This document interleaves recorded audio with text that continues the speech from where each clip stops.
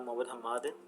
मैं आज आपके पास एक एप्लीकेशन ऐसी लेकर आया हूँ जो रिसेंटली एफबीआर ने एक एसआरओ जारी किया है, एसआरओ 709 के तहत, कि जो मैन्युफैक्चरिंग जो रिटेलर्स डीलर्स के ऊपर डिजिटल इनवॉइस का एक फ़ीचर मुतारिफ़ कराया है, जो कि रियल टाइम बेसिस पे वो कंपनीज़ जो कॉर्पोरेट्स और नॉन कॉर्पोरेट सेक्टर्स की जो कंपनीज़ हैं वो अपनी डिजिटल इनवॉइस रियल टाइम पे पोस्टिंग कर सकेंगे एफबीआर के अंदर। उसके लिए एक ऐप हमने एक इंट्रोड्यूस कराई है, उसका मैं आपको पूरा कंप्लीट डेमोस्ट्रेशन देता हूँ। सबसे पहले वो कॉन्फ़िगर हम किस तरह करेंगे। कॉन्फ़िगर करने के लिए पहले हमें आयरिस पोर्टल पे लॉगिन करना पड़ेगा, जो कि स्पेसिफिक कंपनी का आईडी पासवर्ड से हम लॉगिन करेंगे। उसके बाद लॉगिन सबसे टॉप पे डिजिटल इनवॉइस का एक बटन आपके पास नज़र आ रहा होगा, उसको क्लिक करने के बाद इसको यहाँ से हम कॉन्फ़िगर करेंगे for the purpose of sandbox. पहले एफबीआर ने एक टेस्टिंग प्लेटफॉर्म दिया हुआ है कि हम इसको टेस्टिंग प्लेटफॉर्म के ज़रिए इसको टेस्ट कर सकते हैं अपनी स्पेसिफिक ऐप के साथ। जैसे कि हमने कोई अगर एक सेल्स इनवॉइस लेट से हमने इंटर करी है और उसको पोस्ट टू एफबीआर करना है, तो उसको सेंड बॉक्स के थ्रू हम एक टेस्ट रन चला के देखेंगे। अगर वो टेस्ट रन कम्प्लीटली सक्सेसफुली हो जाता है, फिर इसको प्रोडक्शन इन्वायरमेंट के लिए टोकन आईडी सेपरेटली जनरेट करनी पड़ेगी। इस सेटअप के लिए सबसे पहले हमें टेक्निकल डिटेल्स हमें इंटर करनी पड़ेगी, जिसमें टेक्निकल कॉन्टैक्ट पर्सन इंटर करना पड़ेगा, कॉन्टैक्ट का मोबाइल नंबर, उसका ईमेल आईडी, और जो करंटली सॉफ्टवेयर यूज़ करें जिसके साथ हम रियल टाइम इन्वॉइसिंग का जो फीचर है वो इंटीग्रेट सिस्टम जो बना रहे हैं, वो सॉफ्टवेयर का नाम हमें यहाँ पे मेंशन करना पड़ेगा। अगर वो ऑन प्रीमाइस है या क्लाउड है तो वो मेंशन करना पड़ेगा। उसके साथ ही उसका नेचर ऑफ बिजनेस उस कंपनी का, तो नीचे हमें बिजनेस नेचर मार्क करना पड़ेगा और उसका सेक्टर कोड मार्क करना पड़ेगा। इसके बाद हमें आईपी डिफाइन करनी पड़ेगी, जो क्लाउड सिस्टम की आईपी है या जो लोकल आईपी है वो हमें यहाँ मेंशन करनी पड़ेगी, जहाँ पे आपका ईआरपी मॉड्यूल रखा हुआ है। इसके 2 घंटे बाद ही, जब आप ये प्रोसेस कंप्लीट कर लेंगे, उसके 2 घंटे बाद ही एफबीआर आपको टोकन आईडी और उसकी एपीआई प्रोवाइड कर देगा, जो टोकन आईडी इस तरीके की होगी। अगर जब आप इनिशियल कॉन्फ़िगरेशन कर रहे होगे, कॉन्फ़िगरेशन करने के बाद एपीआई यहाँ पे पहले नल लिखा हुआ आ रहा होगा, उसके 2 घंटे के बाद ही आपको एक एपीआई, आपको एक कॉल भी आएगी। कॉल के बाद आपको एक एपीआई टोकन आईडी भी अलॉट कर दी जाएगी। इस टोकन आईडी के बाद हमारा सिस्टम स्टार्ट होता है। ये हमारी एक एप्लीकेशन है जो कि रियल टाइम बेसिस पे आपके एफबीआर इनवॉइसिंग से बात करेगी। ये मैं लॉगिन कर लेता हूँ इसको मैं, और ये हमारा क्लाउड बेस्ड सिस्टम है। लॉगिन करने के बाद सबसे पहले तो हमारे सेटअप एरियाज पे हम आते हैं। एपीआई कॉन्फ़िगरेशन के अंदर हम सेटिंग पे अपनी वो टोकन आईडी अलॉट करेंगे जो हमने सैंडबॉक्स पे रिसेंटली हमने इंटर करी है। टोकन आईडी मार्क करने के बाद कस्टमर का मास्टर इन्फॉर्मेशन हम यहाँ डिफाइन करेंगे। कस्टमर का मास्टर इन्फॉर्मेशन में जो डिटेल्स रिक्वायरमेंट होती है वो कस्टमर का कोड, कस्टमर का नाम, उसकी कस्टमर की टाइप, अगर वो फाइलर है नॉन फाइलर वो मार्क करेंगे, उसका एक्टिव स्टेटस, उसका एड्रेस पूरा मेंशन करेंगे, साथ में प्रोविंस और सिटी देना लाजमी है। इसके बाद कॉन्टैक्ट इन्फॉर्मेशन हम इंटर करेंगे, उसके बाद ईमेल आईडी, और इसके बाद उसकी टैक्स आइडेंटिफिकेशन मार्क करेंगे, जैसे CNIC, नेशनल टैक्स नंबर और सेल टैक्स रजिस्ट्रेशन नंबर। अगर वो रजिस्टर्ड है तो रजिस्टर्ड करने के साथ साथ उसका NIC के साथ उसका NTA नंबर और सेल टैक्स नंबर देना लाजमी है। अगर अनरजिस्टर्ड है तो खाली उसका CNIC नंबर हमें मेंशन करना होगा। इसके बाद हम आइटम मास्टर इन्फॉर्मेशन पे आते हैं। आइटम मास्टर इन्फॉर्मेशन के अंदर हमें प्रोडक्ट टाइप डिफाइन करनी पड़ेगी। ये वो प्रोडक्ट टाइप है जो एफबीआर ने एक लिस्ट हमें प्रोवाइड की हुई है, उस डॉक्यूमेंट के अंदर ही वो लिस्ट हमने पूरी यहाँ पे मेंशन की हुई है। उस प्रोडक्ट टाइप के साथ आपको वो प्रोडक्ट मेंशन करना पड़ेगा। प्रोडक्ट टाइप के साथ प्रोडक्ट कोड, प्रोडक्ट का नाम यानी कि आइटम कोड, आइटम का नाम, उसका HS कोड, HS कोड की एक पाकिस्तान कस्टम टैरिफ कोड हमें यहाँ मेंशन करना होगा। उस कस्टम टैरिफ कोड के साथ ही यूनिट ऑफ मेजर सिंक हुआ है, उसकी एक सेपरेट API हमें प्रोवाइड की हुई है एफबीआर ने। यूनिट ऑफ मेजर मार्क करने के बाद उस आइटम का कौन सा टैक्स रेट अप्लाई होगा, वो टैक्स का लुकअप हमें मेंशन करना यहाँ पे होगा। टैक्स कोड मेंशन करने के बाद उसको सेव करने के बाद हम ट्रांजिशन लेवल पे आते हैं। अब ट्रांजिशन लेवल हमारे 2 प्रोस्पेक्टिव से होगा, एक हमारा मैनुअल ट्रांजिशन होगा, एक हमारा अपलोड एक्सेल फॉर्मेट होगा। मैनुअल ट्रांजेक्शन की जहाँ तक बात करते हैं, मैनुअल ट्रांजेक्शन का जो क्रिएट करने का तरीका होगा वो हम ऐड न्यू पे आएंगे। ऐड न्यू के बाद हमने यहाँ पे ट्रांसटाइप बाय डिफ़ॉल्ट सेल इनवॉइस आ रही है। ये वो ट्रांजेक्शन रेफरेंस नंबर का मतलब वो होगा, ये वो ट्रांस नंबर है जो आपकी इंटरनली कंपनी पॉलिसी के हिसाब से जो ट्रांस नंबर जो मेंशन किए हुए होते हैं। लेट्स से मैंने एक नंबर डाला INV डैश पहले ईयर डाल दिया 2025 और डेट डाल दी 21 और 06 मंथ डाल दिया डैश 001, ये मैंने एक नंबर मेंशन कर दिया। और ये मेरा एक इनवॉइस कंपनी का इनवॉइस नंबर है जो मैं अपने कस्टमर्स को इनवॉइस प्रोवाइड करता हूँ। इसके ऊपर जो इनवॉइस नंबर लिखा हुआ आता है, एक इनवॉइस नंबर होगा जो आफ्टर पोस्टिंग के बाद FBR हमें देगा QR कोड के साथ, वो आफ्टर पोस्टिंग है। ये वो इनवॉइस नंबर है जो हमने अभी मेंशन किया हुआ है, कंपनी का इनवॉइस नंबर। इसके साथ इसकी सिनेरियो आईडी हमें मेंशन करनी पड़ेगी। सिनेरियो आईडी मैंने यहाँ पे मार्क कर दी। इसके बाद फिर मैंने कस्टमर सेलेक्ट किया, कस्टमर 1 मैंने ऊपर सेलेक्ट कर दिया। उस कस्टमर सेलेक्ट करने के बाद कस्टमर की मास्टर इन्फॉर्मेशन लिखी हुई आ रही है कि वो किस स्टेट से बिलोंग करता है, उसका नाम क्या है, उसका कोड क्या है, उसकी टाइप क्या है और उसका एड्रेस क्या है। इसके बाद मैंने प्रोडक्ट आईडी मेंशन करी। प्रोडक्ट आईडी मेंशन करने के लिए मैंने सबसे पहले मैंने इसको एक आइटम सेलेक्ट कर दिया, टेबल। क्वांटिटी मैंने मार्क की 15 टेबल के हिसाब से, मैंने 1500 के हिसाब से एक टेबल मार्क किया और उसके साथ इसकी जितनी भी फील्ड है वो ऑटोमेटिकली कैलकुलेटेड आ गई। जैसे उसका टैक्स भी आ गया, उसका वैल्यू इंक्लूडिंग सेल टैक्स भी आ गया, इससे एक्स्ट्रा टैक्स अगर है वो मेंशन कर दिया और टोटल वैल्यू आ गई। और इसके साथ इसकी नरेशन मैंने मार्क कर दी।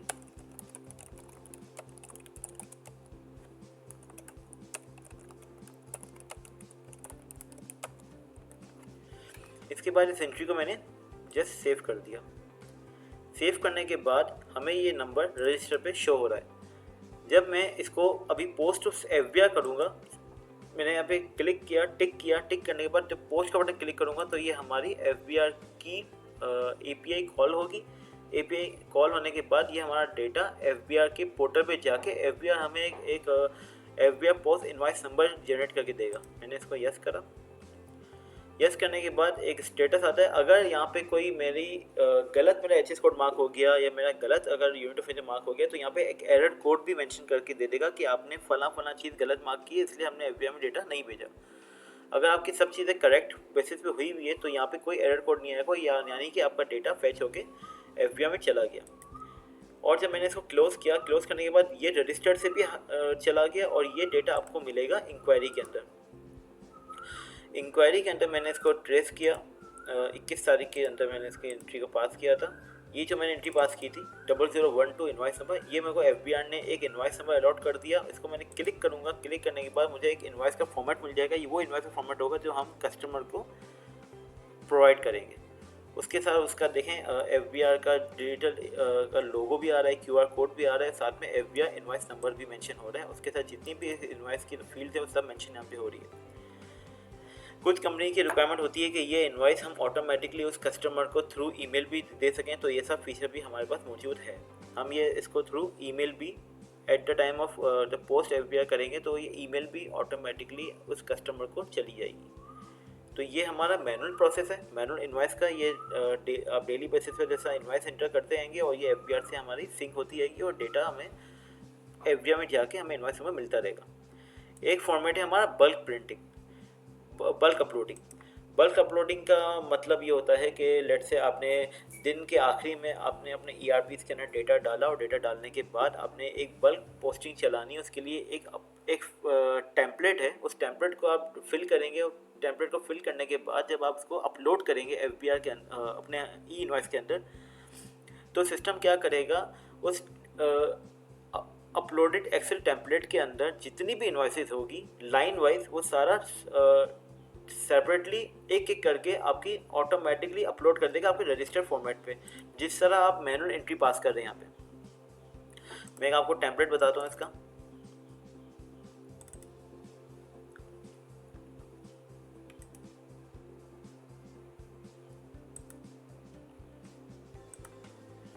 ये हमारा मैंने एक टेम्पलेट बना के रखा हुआ था। ये वो टेम्पलेट है जो मैंने एक अभी मुझे लेट से सपोज करेंगे 2 इनवॉइसेस मुझे इंटर करनी है बल्क में। तो मैं क्या करूँगा, इसके अंदर ट्रांस टाइप मैंने सेलेक्ट किया इसका 1 मीन सेल इनवॉइस है। ट्रांस रेफरेंस नंबर वो रेफरेंस नंबर है जो हमारा इंटरनल सेल इनवॉइस नंबर है। ट्रांस डेट मैंने पास कर दी, उसका कस्टमर कोड सेलेक्ट कर दिया, उसका प्रोडक्ट कोड सेलेक्ट कर दिया, उसका सिनेरियो आईडी मैंने मार्क कर दी, उसके साथ यूनिट ऑफ मेजर मार्क किया, सेल टैक्स कोड क्या देना है मुझे, उसकी क्वांटिटी, उसका यूनिट रेट, उसका टैक्स रेट सब मैंने यहाँ पे मेंशन करने के बाद मैंने यहाँ पे सब टोटल मार्क करके दे दिया। अब यहाँ पे मैंने टैक्स रेट मैंने 18% लगा दिया, उसको सेव कर दिया। सेव करने के बाद मैंने अपने मॉड्यूल पे आऊँगा, अपलोड पे आऊँगा। अपलोड करने के बाद इस फॉर्म को मैं क्लोज कर दूँगा और यहाँ से मैं ब्राउज़र पे आके उस फाइल को पिक कर लूँगा। जब मैंने पिक द रिकॉर्ड किया तो वही रिकॉर्ड सामने आ गए जो मैंने यहाँ पे मेंशन किए हुए थे, एक्सेल पे मेंशन किए थे, वही रिकॉर्ड यहाँ पे आपको मिल गए। इसको जब मैं सेव करूँगा तो ये दोनों इनवॉइसेस आपको इस रजिस्टर के अंदर मिल जाएगी। फिर इसके बाद वही प्रोसेस होगा जो आपने यहाँ पे टिक करके आपको पोस्ट करना है, आप पोस्ट कर देंगे। पोस्ट करने के बाद आपको FBR के अंदर डेटा चले जाने के बाद आपको एक इनवॉइस नंबर मिल जाएगा और इंक्वायरी के अंदर आपको यहाँ पे मेंशन हो जाएगा। इसके साथ साथ हमने जो रिपोर्ट्स फॉर्मेट्स हमने प्रोवाइड किए हुए, एक इंक्वायरी लेजर हमने प्रोवाइड किया हुआ है। इंक्वायरी लेजर हमारे 3 तरीके पे बेस करता है। एक एक्सपोर्ट एक्सेल आप करेंगे तो करंट पेज अगर आपको एक्सपोर्ट करना है वो आप कर सकते हैं। एक्सपोर्ट ऑल डेटा आपको करना है हेडेड लेवल पे तो आप वो कर सकते हैं। जैसे ये नीचे आप देख रहे हो कि पेजिनेशन मार्क की हुई है, तो सिस्टम एक क्लिक के अंदर एक्सपोर्ट ऑल डेटा आपको करके दे देगा। एक्सपोर्ट डिटेल आपको करनी है तो एक्सपोर्ट डिटेल भी सिस्टम उसकी इनवॉइस के अंदर जो ग्रिड डिटेल्स मार्क की हुई आइटम वाइज वो आपको डेटा डिटेल बेस पे मार्क करके दे देगा। एक तो ऑप्शन हमने ये दिया हुआ है। दूसरा ऑप्शन हमने ट्रांजैक्शन की साइड पे भी ये वो डेटा है जो अभी डेटा पोस्ट करना बाकी है, उसको भी एक्सपोर्ट एक्सेल का फॉर्मेट हमने आपको ऑप्शन यहाँ पे सिस्टम में मेंशन करके दिया हुआ है। तीसरा हमारा डैशबोर्ड है। इस डैशबोर्ड के अंदर सिस्टम आपको बता रहा है कि टोटल इनवॉइसेस अभी कितनी इंटर हुई हुई है, पेंडिंग सबमिशन कितने हुए हुए हैं, सक्सेसफुली सबमिटेड कितनी हुई हुई है और फेल्ड सबमिशन कितनी हुई हुई है। उसके साथ साथ आपको यह मंथली बेसिस पे आपको चार्ट भी सिस्टम डिफाइन कर देगा कि जून के महीने में कितना रिकॉर्ड हुआ था, कितना रिकॉर्ड फेल हुआ है, कितना रिकॉर्ड पास हो गया है। और इसके नीचे मज़ीद टॉप 5 कस्टमर्स का डेटा आपको यहाँ पे मिल जाएगा। तो ये है हमारा पूरा कंप्लीट ई इनवॉइस मैनेजमेंट सिस्टम जो कि FBR के साथ सिंक है। ये अभी इसका नया नोटिफिकेशन जारी हुआ है। ये 1 जुलाई से कॉर्पोरेट सेक्टर पे लाइव हो रहा है और 1 अगस्त पे नॉन कॉर्पोरेट कंपनीज़ के ऊपर लाइव हो रहा है। यानी नॉन कॉर्पोरेट कंपनीज़ 1 अगस्त से इस मॉड्यूल को इस फीचर को लाइव करेगी अपने पास और 1 जुलाई से कॉर्पोरेट सेक्टर कंपनीज अपने पास लाइव करेगी। ठीक है, थैंक यू।